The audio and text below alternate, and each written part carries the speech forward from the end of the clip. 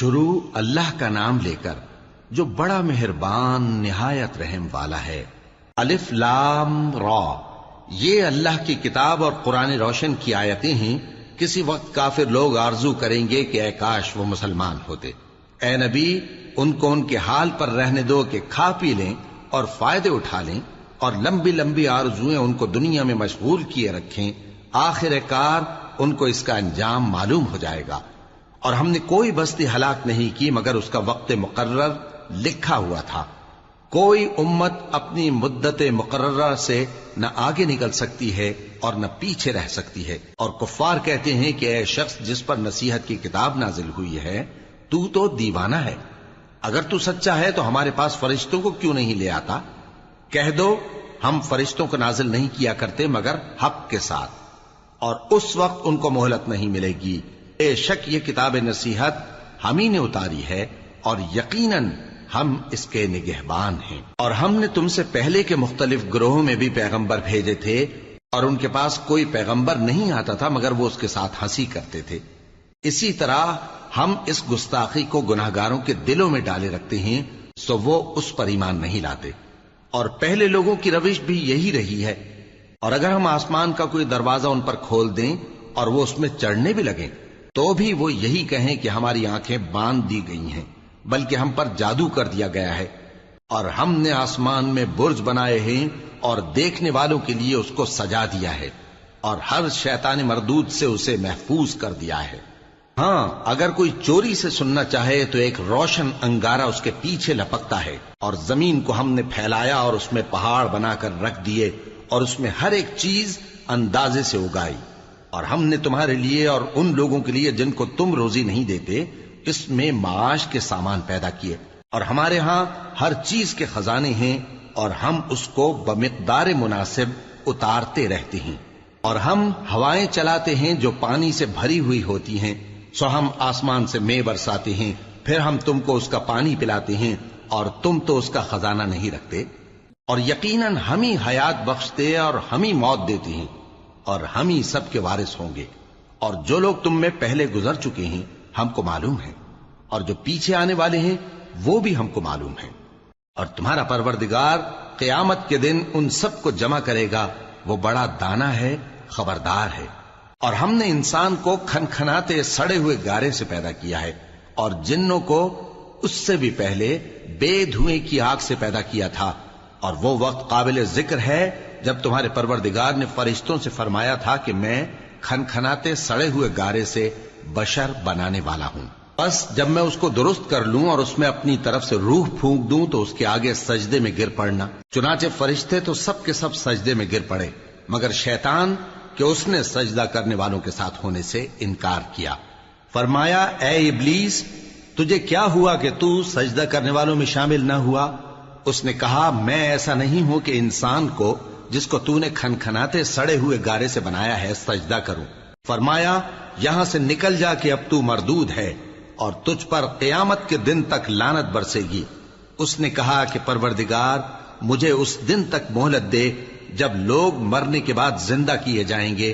فرمایا اچھا، سو تجھے مہلت دی جاتی ہے وقت مقرر یعنی قیامت کے دن تک۔ اس نے کہا کہ پروردگار جیسا تو نے مجھے بھٹکا دیا ہے میں بھی زمین میں لوگوں کے لیے گناہوں کو آراستہ کر کے دکھاؤں گا اور سب کو بہکاؤں گا۔ ہاں، ان میں جو تیرے خاص بندے ہیں ان پر میرا قابو چلنا مشکل ہے۔ فرمایا کہ مجھ تک پہنچنے کا یہی سیدھا رستہ ہے، جو میرے خاص بندے ہیں ان پر تجھے کچھ قدرت نہیں کہ ان کو گناہ میں ڈال سکے۔ ہاں، بد راہوں میں سے جو تیرے پیچھے چل پڑے، اور ان سب کے وعدے کی جگہ جہنم ہے۔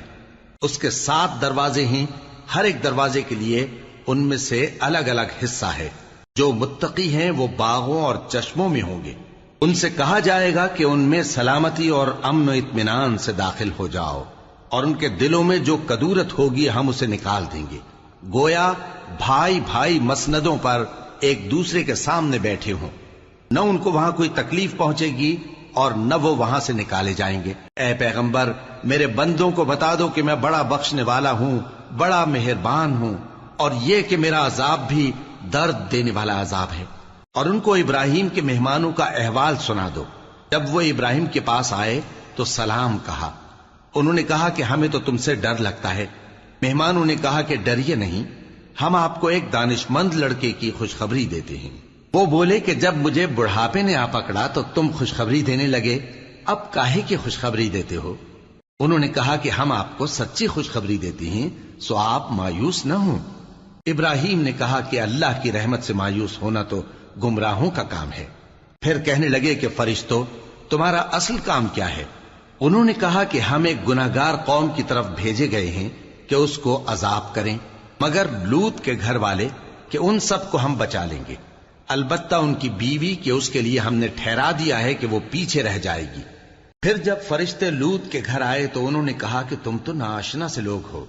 وہ بولے کہ نہیں، بلکہ ہم آپ کے پاس وہ چیز لے کر آئے ہیں جس میں لوگ شک کرتے تھے، اور ہم آپ کے پاس یقینی بات لے کر آئے ہیں اور ہم سچ کہتے ہیں۔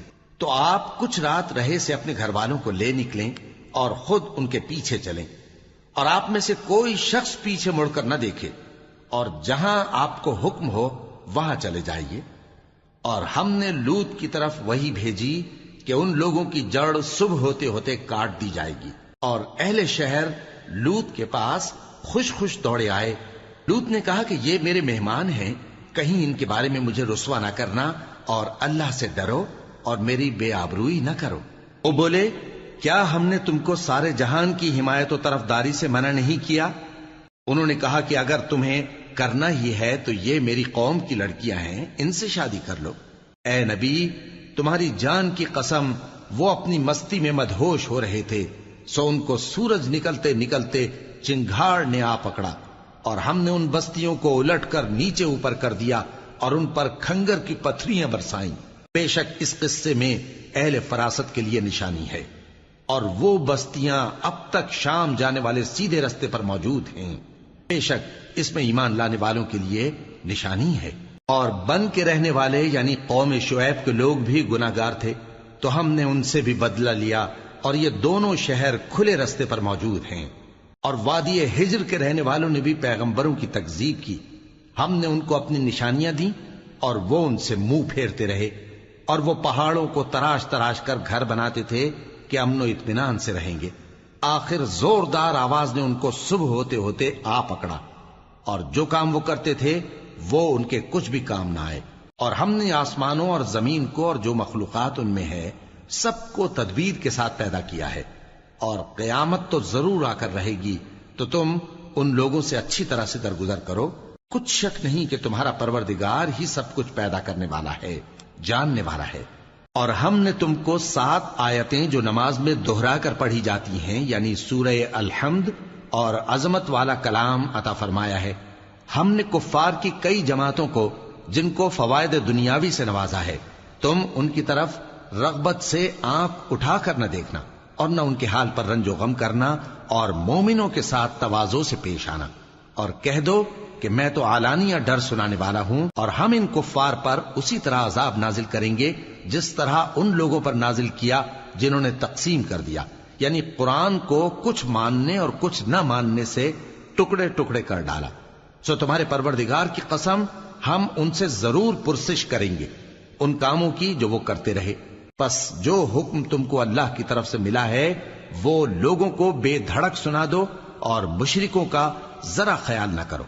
ہم تمہیں ان لوگوں کے شر سے بچانے کے لیے کافی ہیں جو تم سے ہنسی کرتے ہیں، جو اللہ کے ساتھ کوئی اور معبود قرار دیتی ہیں، سو ان قریب ان کو ان باتوں کا انجام معلوم ہو جائے گا۔